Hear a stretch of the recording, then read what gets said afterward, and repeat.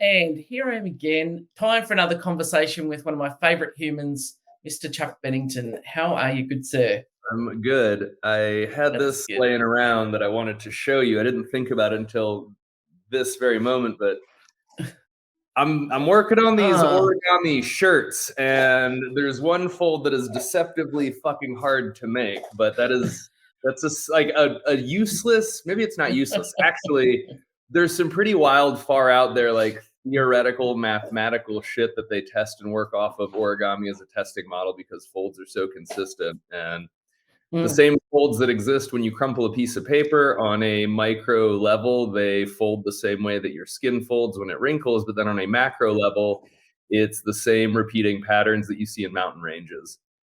And that shit well, there blows you my mind. go. They're like Yeah, Twinkle Space, Himalayas, crushing up money, all the same shapes. all the same shapes. There you go. Yeah, that's as someone who's interested in patterns and shapes, and I see them. That's interesting. Um, but I really, that's a cute little shirt. I think I remember you showing me one of those once Yeah, before, I'm many moons ago. So it's work in progress. yeah, I fucking did a ton of them for like 2 or 3 days way back when I showed you original. I was like, Yeah, all right, cool, I've got it. And then I was like, yeah. oh, I should probably make sure that I actually remember how to do that. Like over the weekend, I was like, nope, for sure, did Nope, not still have it. it's gone. Um, I thought today a really interesting topic to me because it's all about me asking about you. Is in when we covered your backstory, talking about as a kid you weren't terribly athletic, and I find that an interesting progression now that you're like this, in my mind, a gymnastics ninja, and can contort your body in a million different ways. Not having come from that background as a kid and kind of getting to it relatively latish in life. So, given that gymnastics is, you know, quite high skill, and people who come to it later in life often struggle with it, and I thought it was a good link into that as well. Is that some of the life lessons that come from a fitness journey and learning and acquire skills and things down that path. So I thought that was a good thing for us Fucking to hey, chat let's about do it. today. I think this is a good conversation for me to get back to. So in this like period of existential crisis in my life where I'm kind of having this late 30s, holy shit, I really don't know like who I am and what I want and where I came from and where I'm going. Talking about fitness is probably a pretty grounding thing for me because I would say it is the first real true like passion that I ever found. Mm, And that is as somebody who very, very much so did not associate it with a thing that I would have been passionate about. And so like Liam, dude, if you ever wonder why me and your mom are so big on working out and the foods that we eat, it's because we weren't mentored and guided through that in the way that we needed. Um, my mom, mm, she did a really good job primarily with food, but almost too much so that it backfired. And mm, maybe anybody that has kind of grown up in like an overly strict household or an overly religious household or like just an insert whatever where the pendulum sits over here, and then in your years of working and forming your identity, that unfortunately a lot of us just like, well, let me swing to the other side. And so trying to mm. find a good balance in that, man, dude, Liam, I hope that we're doing it right. I hope that I hope that doing workouts together and going on runs together, but then still making pizza together and having ice cream. I really hope that I'm going to be able to look back at this 20 years down the road, and that Liam's going to be able to see these, as he ages and grows, and see that like it's a thing that we find important. And so maybe rather than the what and the how, really talking about the why, and a lot of that for both Vanessa and I was in our childhood, it was a huge source of our. I can't speak to her. I mean, we've spoken about it endlessly, obviously, Mm. but as far as myself, it was a big piece of shame, embarrassment, insecurity, lack of confidence. Mhm. Um, and it didn't have to be that way, and it's super sad. And there was active things that I did. You know, me and my friends rode bikes a lot, but it wasn't quite enough, and not really being in any like structured sports or having what I would come to realize later on, and I know this is fucking super rambly and tangenty, is a lot of what I was missing was a sense of like community, belonging, camaraderie, team, like however Mhm. you want to phrase or define that. But then like discipline, discipline in a structured way beyond what normally just, you know, exists and is introduced through school and basic Mhm. work stuff. I Yeah. do believe that fitness, um, I think that fitness is the most accessible, debatably one of the most necessary of life teachers. Mm. There's this element of fitness where, like, on this side of the house, yeah, I completely believe that you cannot be your best self unless you have a fairly robust level of, you know, attention and effort paid to your diet and exercise. I Mm. just we are physical creatures, we are animals, we are products of Mm. evolution, and that whole Yep. fucking show has been going on a whole lot further than like pretty blue walls and fucking high Yeah. speed internet. And I've Yeah. just seen, I know that for me, fitness was a pivotal piece of me becoming who I am today. It Mm. was a chance to learn how to lean into discomfort. It was a chance to work on building consistency and discipline. It did a lot to build a better relationship with delayed gratification, although, like, for Mm. sure, that is the hardest thing in the world to, you know, manage at the time. It allowed me to find a sense of opting into an identity, and I think that was where it really became crucial. So, like, I had fucked around a little bit here and there, as most kids do, with a little bit of working out, as most kids do, and Mm. in high school, I had gone into like a weights class, but it was led by, you know, who was a morbidly obese gym teacher who was very disengaged, and like he could have been great. And I think that maybe like that's a lot of where at least my mindset around coaching is foundationally anchored in, because looking back, Mhm. I see such an enormous opportunity wasted to change the Mm. course of lives of hundreds and hundreds of boys and girls every year Mm. that move Yeah. through these just like mandated pieces of physical education. Like, I don't even know what they are. I hesitate to call them curriculum because there's really like not a whole lot about it, at least that I experienced. Uh, Mm. and if you get into it in high school, like, shit, man, that's a hard place to confront more shit that is awkward and intimidating that you're bad at. And it was all right. Like, I don't want to make it out to be worse than it was at that stage. Leading into it wasn't super favorable, and I had a like my gang of pals, my buddies. We did a little bit of just like totally lost, clueless, like bodybuilding shit here and there, but it was never like Mm. anchored, rooted in enough consistency and structure that it made much of a difference. But previous to that, through like late elementary school, most of middle school, beginning of high school is what I would consider like my fat years. And Mm.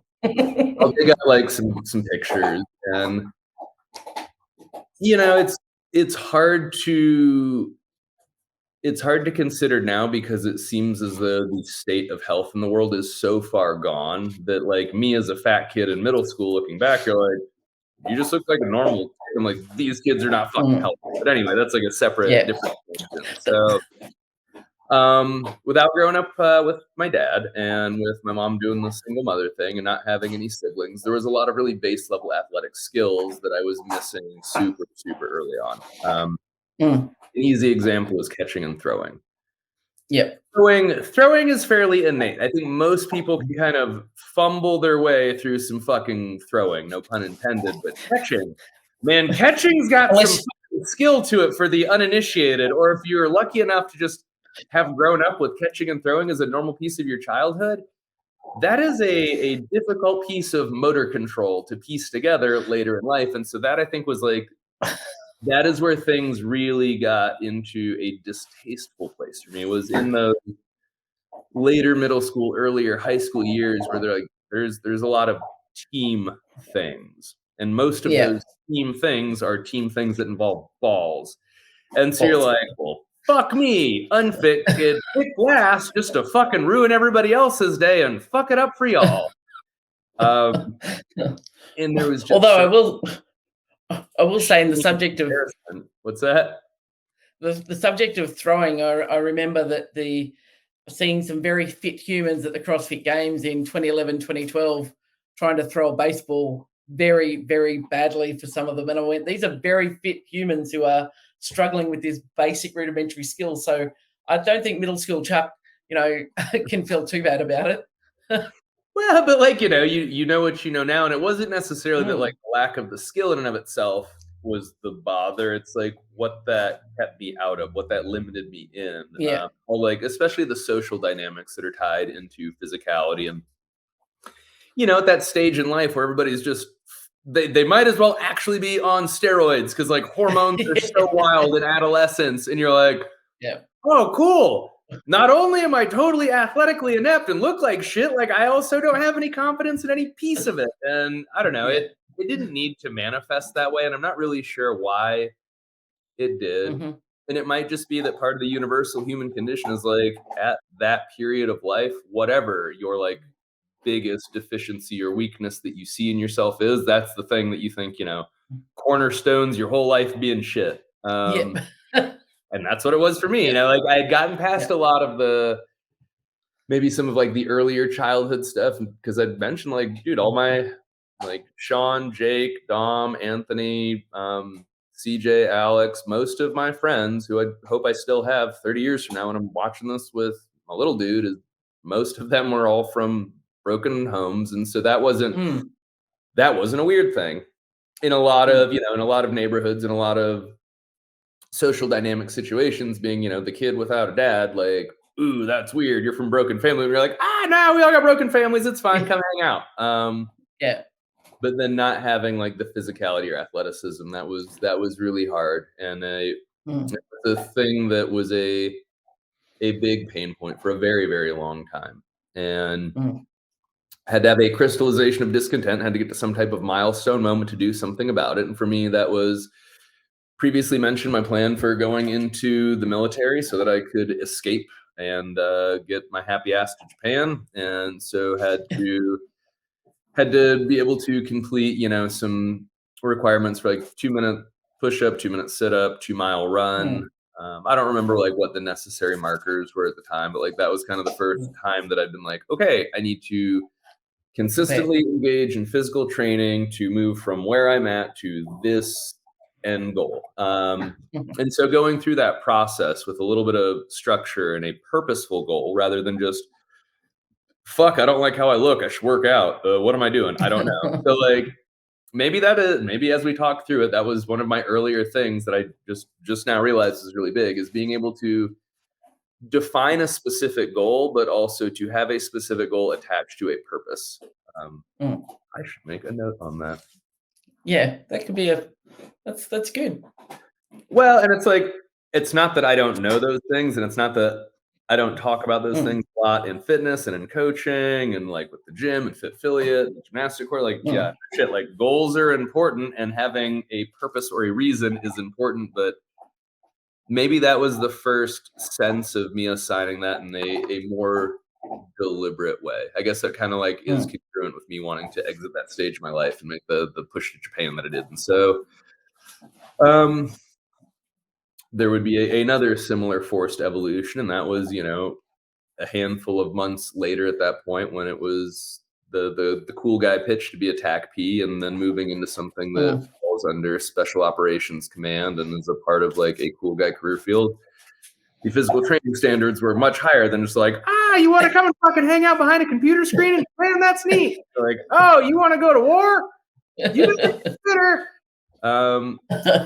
So in basic, kind of self-enrolled into what I guess like would be loosely termed like remedial PT. Not that it was necessarily what I needed, but like I recognized I'm going to have to work out a whole lot fucking harder if I am going to make this a thing. And so started doing basically like 2-a-days, and primarily a lot of it's running. Running's not the worst thing. Better than nothing.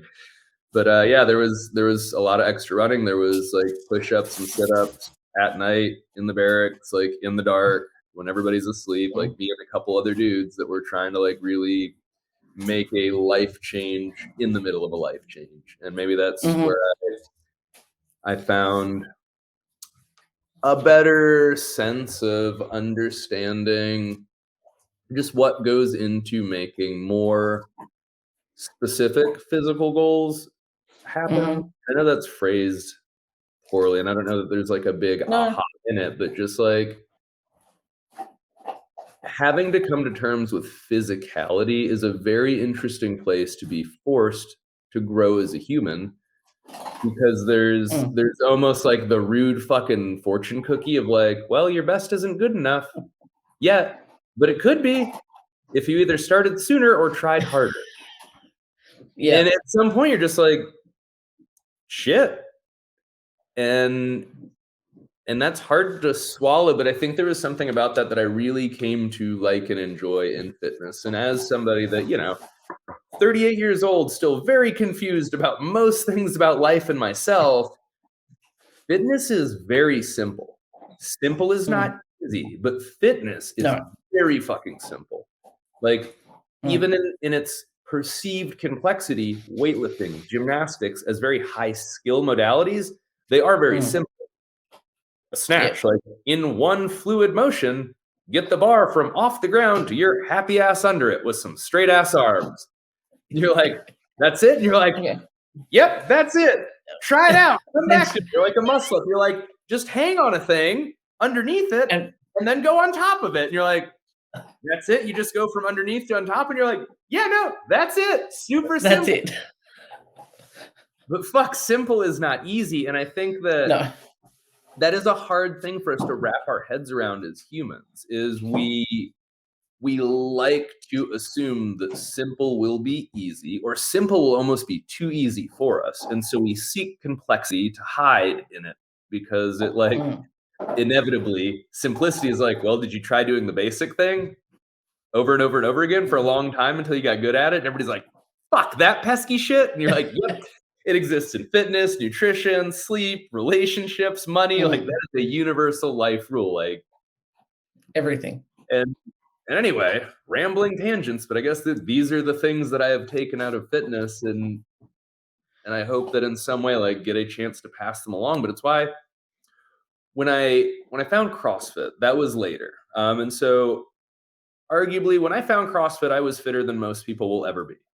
And I feel like that's a pretty safe thing to say. Like, I could run consistent, consecutive sub 6 miles, consistently like 80 plus push-ups in 2 minutes, consistently 80 plus sit-ups in 2 minutes, consistently like sets of 15 to 20 strict pull-ups, like relatively fit human. And old Staff Sergeant Sean Lloyd, he was the guy that like kind of had the inside edge into like the weird corners of the internet. Because at that point, like, everything was a fucking weird corner of the internet, but it wasn't even like aggregated. Like, it's wild. You kids don't understand how fucking incredible Google is. Like, the fact that you could just search and a website would put all the shit together. Because previously, like, you had to find a directory. You're like, I'm looking for information on, let's say, a muscle up. And so you're like, all right, I need to find a directory for working out that has a directory for gymnastics, that has a directory for muscle ups. And you're like, oh, you could just type fucking jump on YouTube, how to do a muscle up. Fuck you guys, by the way. But also, journey, you guys are way more empowered. So anyway, where I was going with this, Sean Lloyd was exposed to the dark corners of the interwebs relative to exercise, and he bought himself a kettlebell. Now, at the time, this is like 2006, so this is before I even like actually ever claimed my start of CrossFit, because in most of the stories, podcast recordings and shit, I generally just phrase off of like 2008 because that's when it's documented. But really started fucking around with it, the old 5th Air Support Operations Center,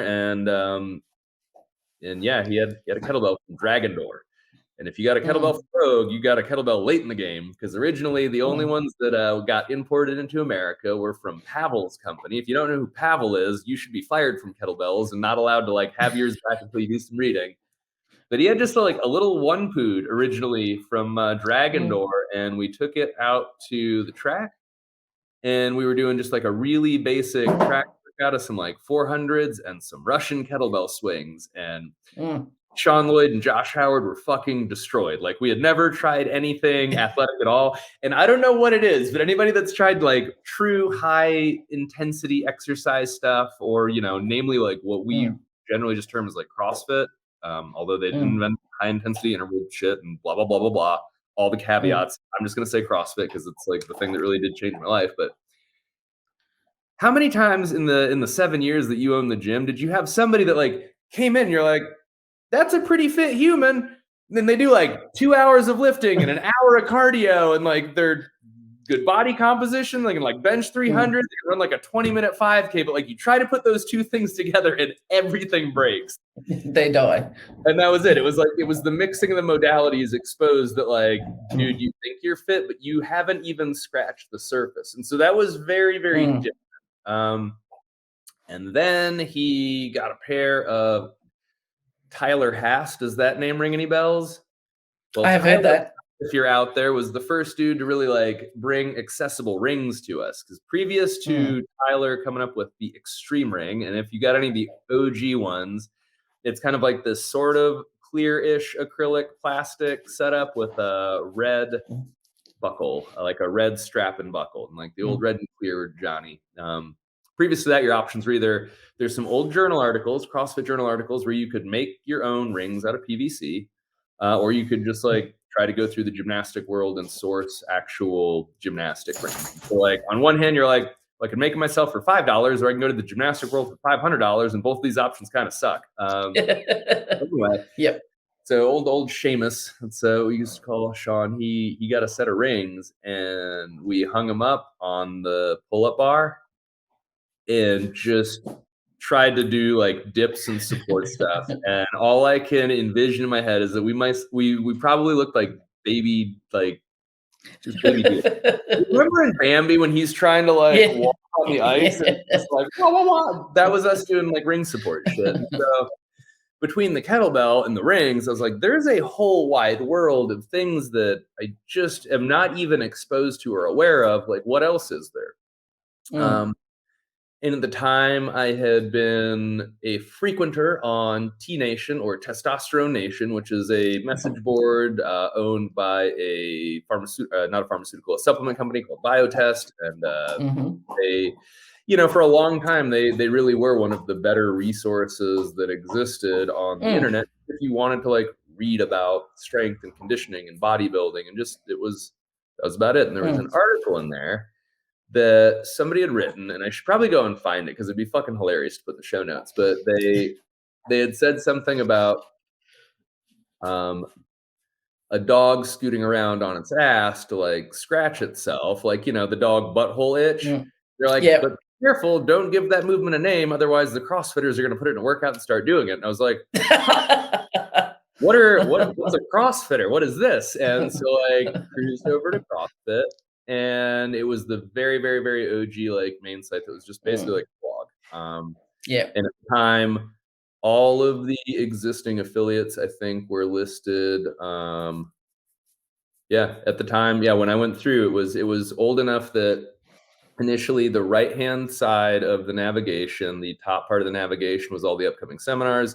Bottom part of it was all of the existing like CrossFit affiliates at that time. It was still like in the hundreds. And kind of like poked around and looked at like some pictures, some videos, and like saw, you know, on those rings, same one, same red strap, somebody doing muscle up. And I was like, what the fuck is this?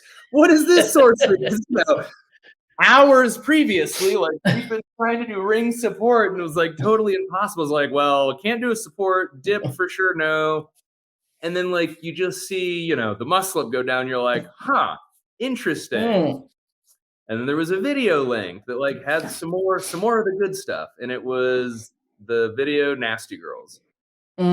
Yes. So it's Nicole and Eva and Annie doing a CrossFit workout, Nasty Girls, way back in CrossFit Santa Cruz many, many, many moons ago.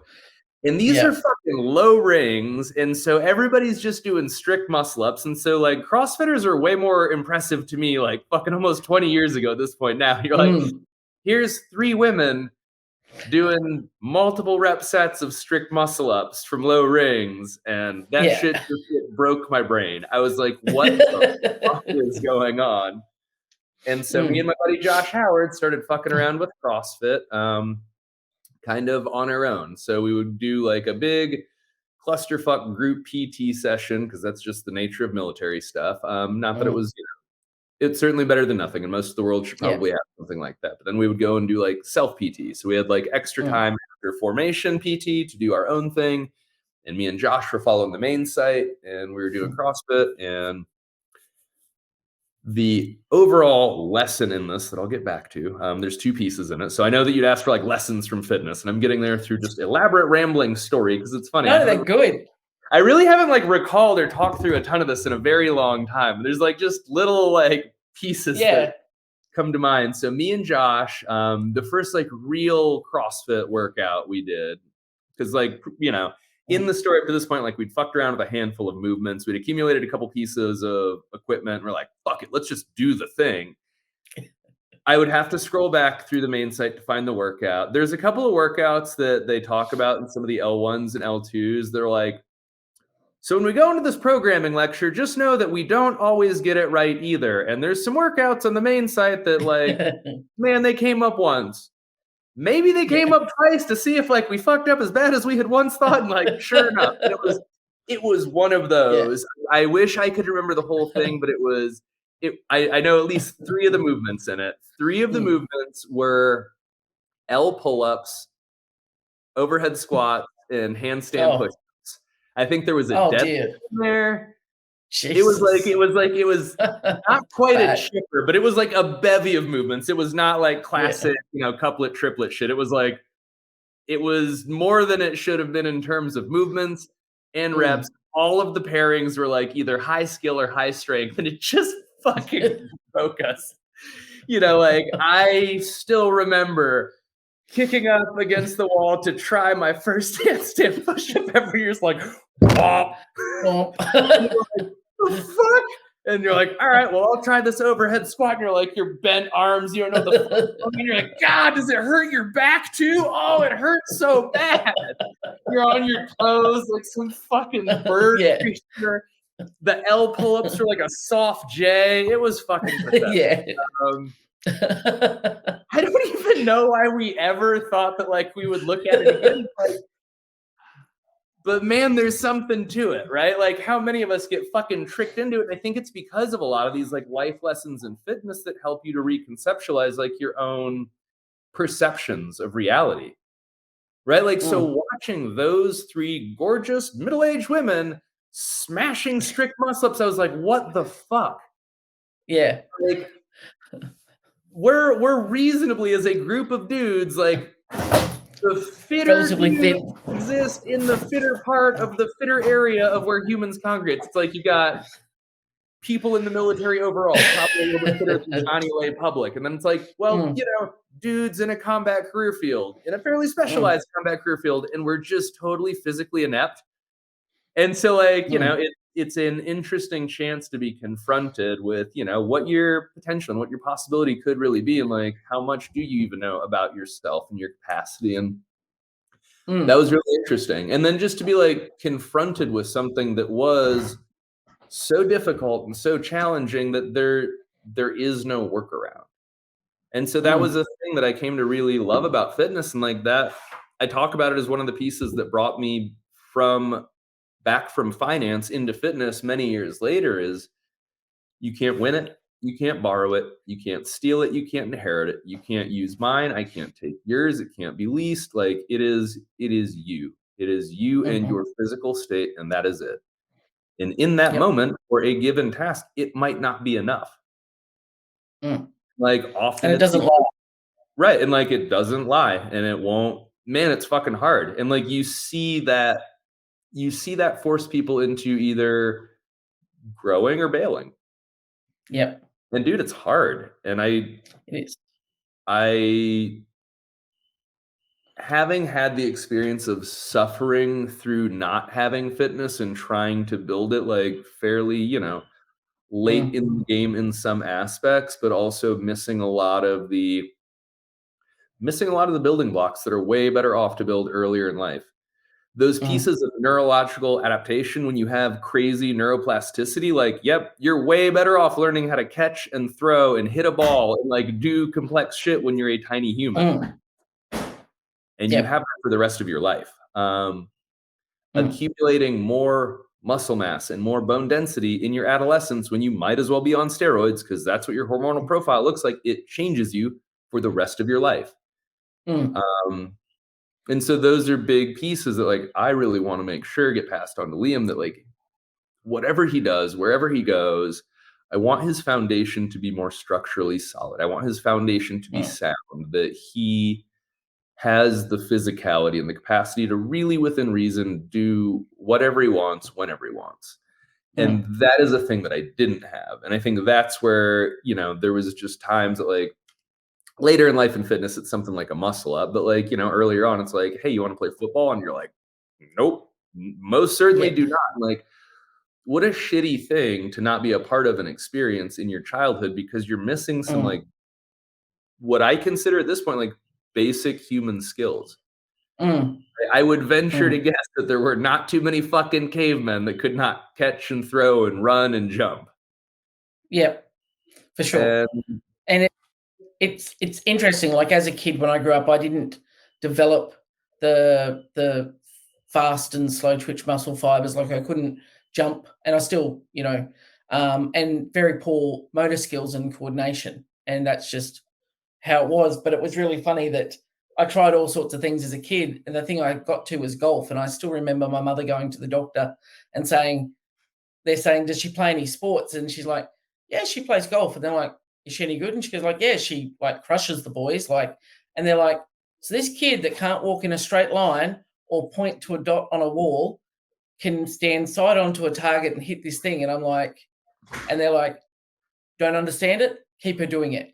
And, if I hadn't discovered or taken up golf, then there's no way that my limited vestibular skills would have even got a little bit further in learning, about where your body is in space and time, because the first time I ever did a somersault was at my CrossFit Kids course in 2013, because I'd never done that as a kid, like not even playing, like never. And, you see adults come to the gym who've never been upside down, never, done any of that sort of stuff. And they're like, the first time they go upside down, they lose their shit.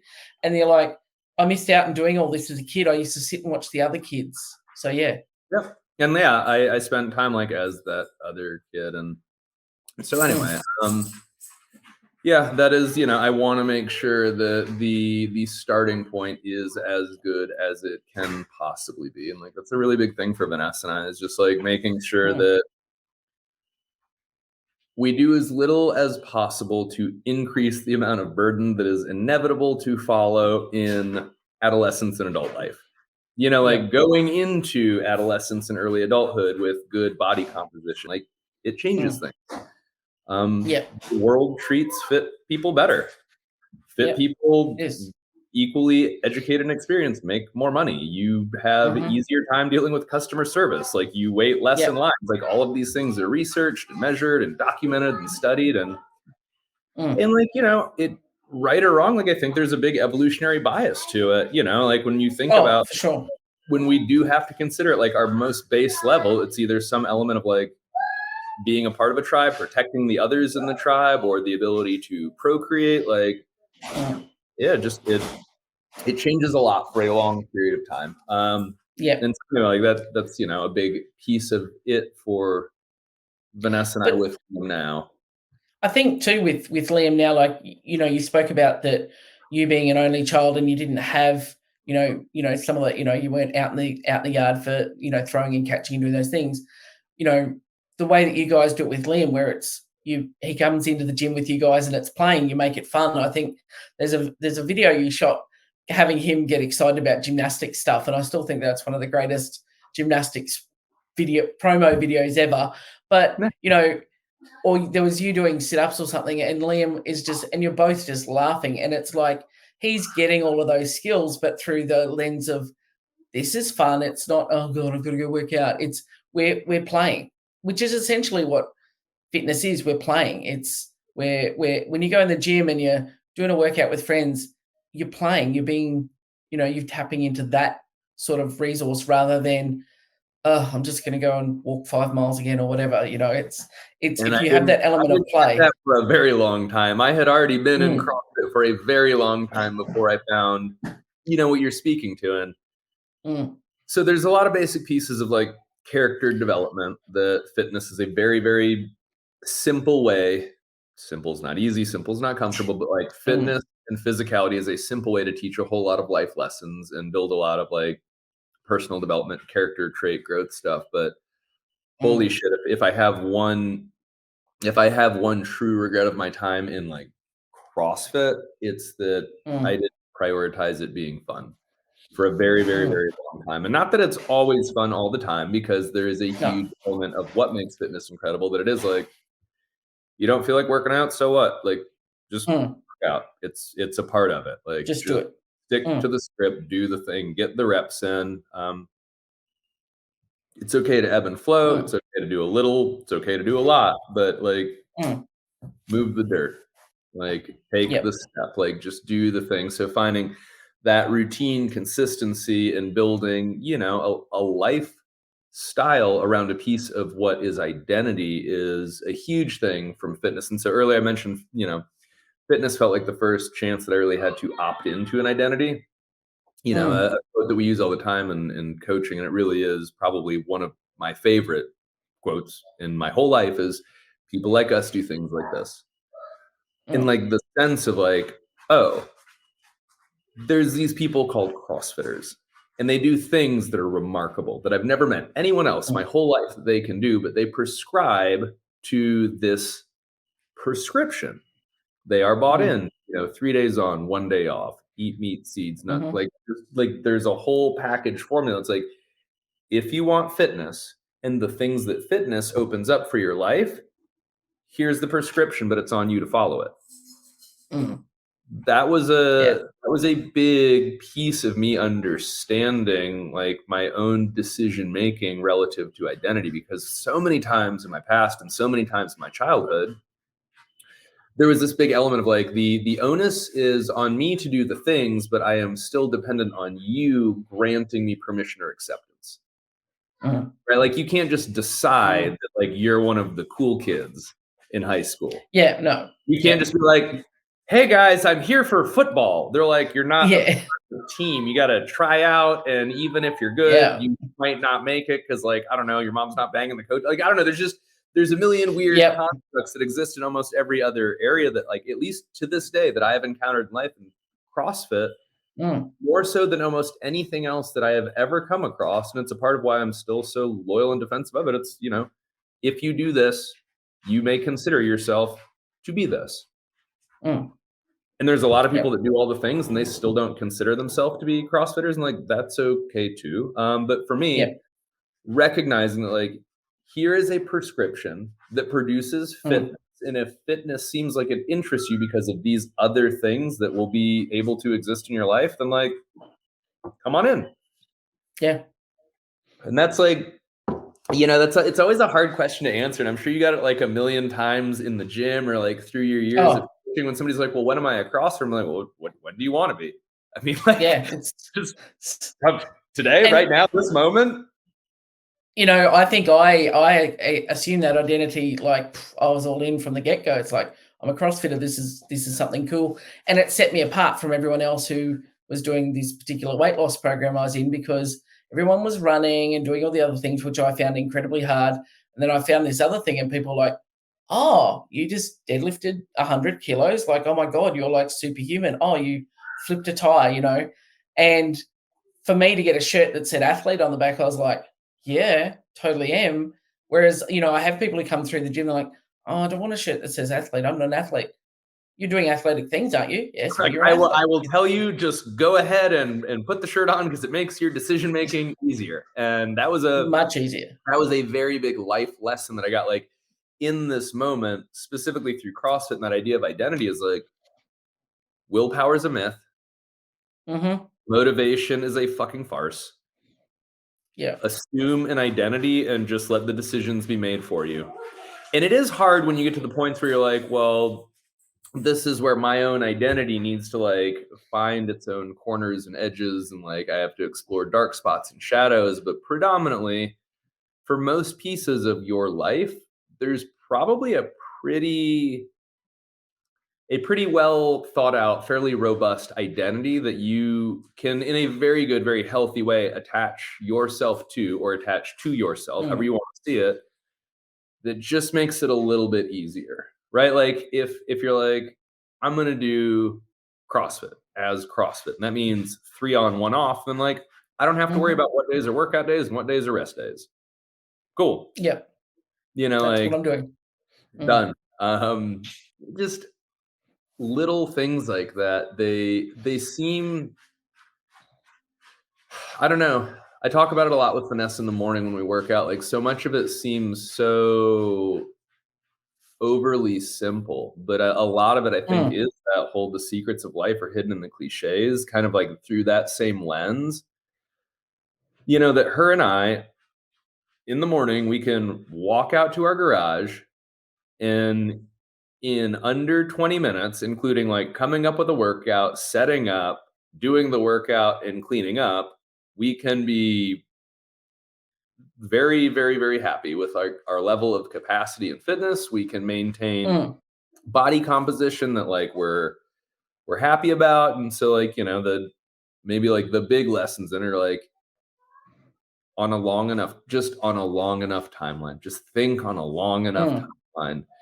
And that's a thing that fitness taught me, because if I had been really caught up on like, you know, making it make sense for me to be able to do main site stuff or to be able to like emulate girls in like some type of short order, then like never would have made it. Because man, I wouldn't do a muscle up for another 2.5 years or something like that. Yeah. But you just, you know, if you have the opportunity to like buy into a thing and you're like, well, on a long enough timeline, right? And you're like, you know, it's if you're gonna work out 5 minutes a day, if you just did that, but you did it 3 days on, 1 day off, and it was fairly high intensity for the rest of your life, you're gonna be all right.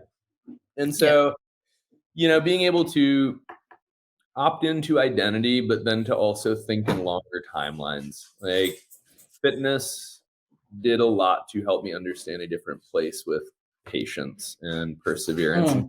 Hey, Duder, come here. This is for you. Hey, buddy. Hey, Liam.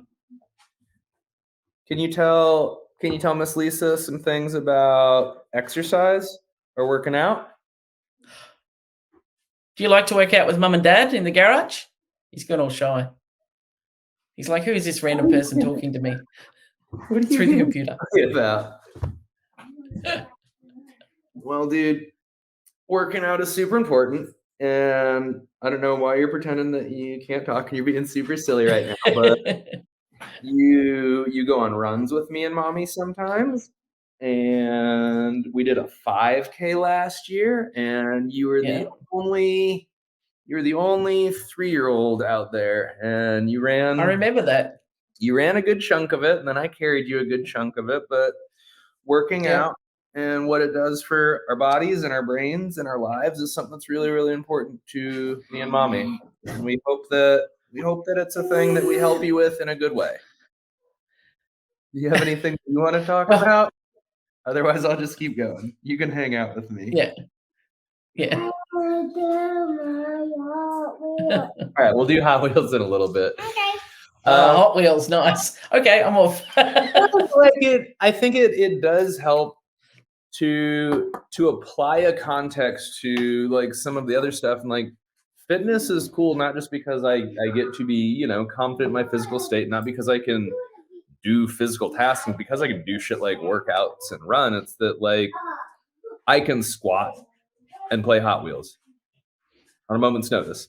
I don't mind being on the ground for hours at a time. We can get bored with Hot Wheels and jump right on the trampoline, and we can get bored on the trampoline and we can run to the playground, and we can climb the cargo nets, and we can go down the slides, and we can go from there, and we can go to the pool, and we can swim together, and I can throw him and catch him and can do all of that through the course of an entire day. And in fact, my ideal life would be doing almost nothing but things like that for the entire day. And then coming home at the end of the day and like having the ability to enjoy a relationship with food. Man, this conversation's mostly been about like fitness and exercise and, a lot of those life lessons, but the two go hand in hand in kind of like the no duh way. But what CrossFit got to help me understand and shape through nutrition has been unbelievably valuable and cool. And I think a lot of it is just the CrossFit community and the people in and around it. It's just that everybody like really bought into this open source idea of the methodology, and it's like, try it. Like there's nothing that's secret, there's nothing hidden, and they're like the world of clandestine fitness and nutrition, like there's so many people that are just never going to know that that's how most of the entire industry was for most of the industry's existence, is like, here's the secret workout routine to get whatever result. Here's the secret mystical Himalayan magic fairy dust diet to get whatever result. Through CrossFit and being in a community where they're like, hey, we're not going to eat sugar for 30 days. You in? And like that's really how Vanessa and I like originally met on the main site message board, like in a more substantial way, as we were both doing a 30-day no sugar challenge. And you don't realize how hard it is to not eat any sugar that does not exist in like fruit or like a naturally occurring, like a true paleo diet, structured, no additional sugar at all. Like, man, it opens your eyes. It opens your eyes to like a whole lot of your ability to change how you look and feel and respond to things, but also to build a better sense of being able to find novelty and nuance. And if you can go, 30 days with no sugar, well, then all of a sudden, like, it doesn't really seem that crazy at all to just predominantly eat healthy. And, at other points in our journey, like we have done very, very strict paleo. We have done very strict by the book zone. We have done zone paleo. We have done keto. Our foray into keto, I've had like a couple like real BS attempts at keto, just to like eat like a giant man child earlier on. Like if you've ever looked into like the anabolic diet, Dr. Amaro. I was like, oh, I can just eat like bacon and burgers and ribeyes all week and then just eat nothing but carbs on Sunday. This will for sure be great. You're like, begin with the end in mind, longer timeline. What are you going to do for the next like 40 years? The foray into keto, so that was like one of them was like really ill attempted and advised. And then there was another time that Vanessa was prepping for a figure show, and the guy that was her like bodybuilding nutrition coach at the time, a guy named Steve Knitsky, awesome dude. We were trying to like work through with her doing a paleo diet, but women are really metabolically efficient at using protein. And so the hard push to finally get her over the ledge into ketosis was straight up no bullshit. For 2 weeks, we ate nothing but macadamia nuts and cream cheese. Oh, wow. Oh, and pork rinds. That was the other thing. Those were the three things. Wow. Wow. No joke, no exaggeration. 2 weeks, macadamia nuts, cream cheese, and pork rinds. That was a good life lesson of things not to do. And like you get those the extremes, but being able to really think about things through like a longer lens has been really helpful with me finding my own right answers for nutrition and exercise, because for both Vanessa and I, in not having a good, healthy relationship with food and not having a good, healthy relationship with exercise and not having like a solid foundation of those things, once we did have fitness and once we did have nutrition, you end up almost like paradoxically, paralyzed by having the things, because then you don't want to lose You don't want to mess it up, and No, you don't want to get rid of that. you just become like this neurotic mess of not wanting to mess the workouts up, and what is the perfect program, and like, we got to weigh and measure the food and all that. And yeah, to just being like a super easy, honestly fairly relaxed place in this stage in life is really nice. But it has taken a lifetime to get there, and a lot of it is just appreciate frequency, appreciate consistency. If you have frequency and consistency, you don't need a lot of volume or intensity, and that goes with all things in life. And I think fitness and nutrition are two easy places to learn that lesson, because those are things that you hear a lot in a lot of different contexts. And maybe that is kind of like the the culminating piece of a lot of this is like, if we would all agree that there's a ton of pieces of advice in all areas of life that really just boil down to like a handful of very basic principles. A lot of those are like platitudes, and a lot of those things are spoken to, and a lot of it really is like in one ear, out the other. But at least for me, fitness and nutrition were kind of the first places that a lot of those life lessons and those mantras and those cliches, like, they could really be codified and be like, oh, I get it.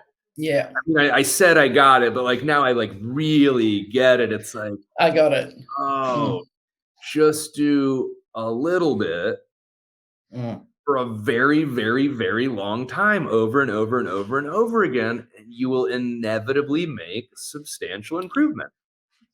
And it's just one of those things that you hear and you're like, well, yeah, no duh. But it's like, right, but when you applied it in your life, and most people are like, ooh, I don't like that answer.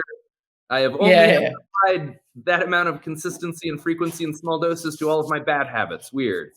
And then, also to things that they're good at, and they not things that they necessarily find challenging or difficult or, suck at. It's like, it's easy to do the things you're good at and feel confident with, and you'll do them over and over and over. But it's the stuff where you don't. And like, whether it's skill acquisition or setting up your nutrition, if it's hard and challenging, you're just like, it's a bit, I'm going to go do this other thing that makes me feel good instantly. Yeah. And so, CrossFit was really good for that for me in two ways that I was thinking about, as you said. That one is observable, measurable, repeatable.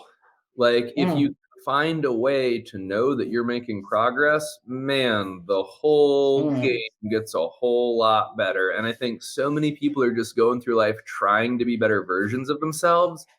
And they're just raw dogging it, just like trying. And they're like, am I any better? I have no idea. Like, that was really hard for me with a lot of like the fitness and nutrition stuff previous to CrossFit, because it was like, I don't know. Do I look better? Do I look better? Do I look better? And you're like,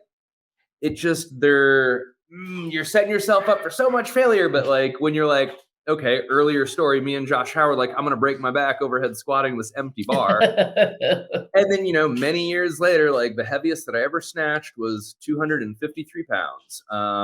And to like recognize like that process and that path of like adaptation and growth, and to be like, yeah, dude, like, objectively, yep, you're that much better.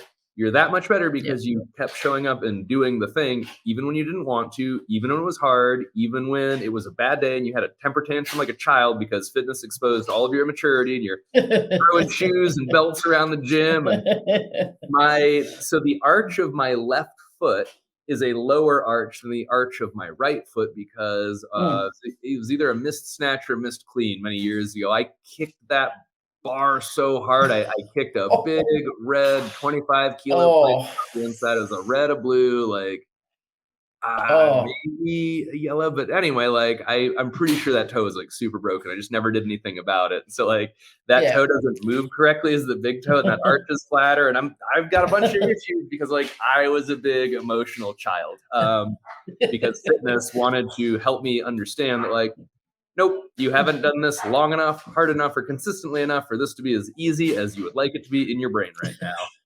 Yeah. Yeah, man, it just like, it keeps it real. And it keeps you humble, and you think, yes, I'm crushing this, and then you do something and you're like, oh, actually, no, not crushing it.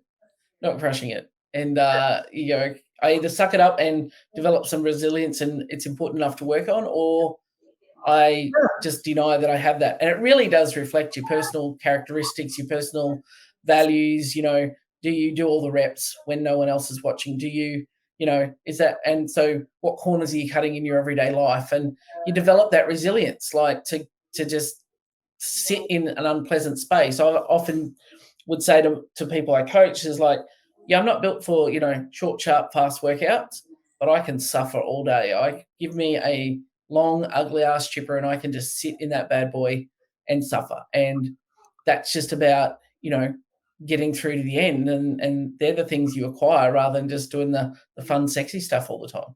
Yeah. So like the objective measures, being able to like, see growth in some defined way, like that was really helpful for me to learn in fitness to apply in other areas of life. And like, I think that, finance is the other place that there's a lot of low hanging fruit to understand identity, but also to build like that consistency of objective progress. And then the other thing was a peer group, like Yep. having a peer group that wanted growth. And there's definitely like no shortage of that in the military, but like I just never felt like that was really like my place. But in CrossFit was the first time that I had really kind of felt like the pull and the push, right? Like where other people want to see you win and improve, but also you want to win and improve because of what it does for at least your own perception. It's mostly your own perception. It's a whole lot of like mental ninjutsu that you think that like everybody else cares about your snatch or your muscle up. It's like actually being today years old and like having realized this probably a day late and a buck short in many, many ways, like, dude, nobody cares as much as you think that they care because they care about themselves just as much as you're worried about yourself. But that social dynamic was really important for me. And so that's a thing that like, to take a fitness lesson like into the real world is like find a group, like a real group that like does hard shit in whatever area it is that you want to grow and improve. Like if you can find another group of people that also want to grow and improve in that area, it's so much better than going it alone. And at some level it becomes fairly necessary, at least, at this stage of my life. And, in my mind, that's kind of what I'm looking at. Hey, bud. Anyway. He's having a great time. He's like, I found my people and they're not paying attention to me. But so, it's a bit like the dog just before. She's like, they're not paying attention. Lessons from fitness. Let's recap. Structure is a good thing. Having some amount of structure is a really good thing. Having specific goals, having a purpose or a reason behind those goals, beginning with the end in mind, not thinking like 30, 60, 90-day goals or anything like that at all, but really what would you be willing to engage in for the rest of your life, or at least for a much longer season than you're probably thinking about it now. Find a way to measure progress. Find an identity that helps you make better decisions with whatever it is that you want to grow and improve in. And find a group that are aspirational and inspirational. Like you want to chase these people, but also that like they will let you know where you don't measure up. And be okay with that. Yeah. But take the value structure elsewhere. And like that is the one thing that I wish I could really like scream from the rooftops in CrossFit and fitness is really like that last line of world-class fitness in 100 words. Like regularly learn and play new sports. Like I didn't appreciate how much my fitness had changed me as a person until I took a lot of that fitness back out of the gym and back out of this community and back out of these movements and these things and like these tempos and time domains and weights. And like when 10 years ago when Vanessa and I were in Kauai for our honeymoon, we got to go surfing. And it turns out that is not how everybody's first surf trip as an adult goes, that they can just paddle in and stand up and surf. That's an incredible thing to be able to do. Massive. Yeah. And so, to never have had that feeling in my youth, that is in the sense of feels. Those are the feels that I have taken with me the most, with fitness and then stage of my life is just to have physical confidence. And that's Yep. not that there's a ton of stuff that like I am not horribly intimidated by, and there's not a ton of stuff Mm. I absolutely suck at, but like I'm willing to just go and send it more often than not. And Yep. to be able to lean into that's a very, very cool place to be that I didn't get to be in for a very long time.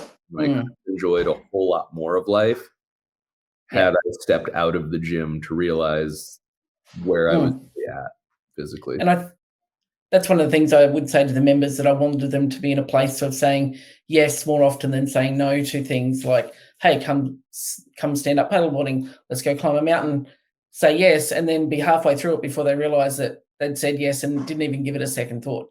Say Yep. yes more often, be able to say yes more often than no without having to think, oh, I don't know that I'm going to be able to keep up or do that. Just say yes and go do it, and realize at the end, oh shit, look what I just did. That's that's the power in it, the value in it, for sure. Yeah. Yeah.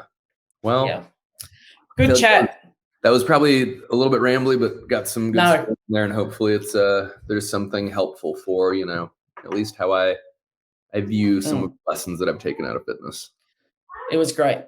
Thoroughly enjoyed it and can't wait for the next one. Thank you so very much.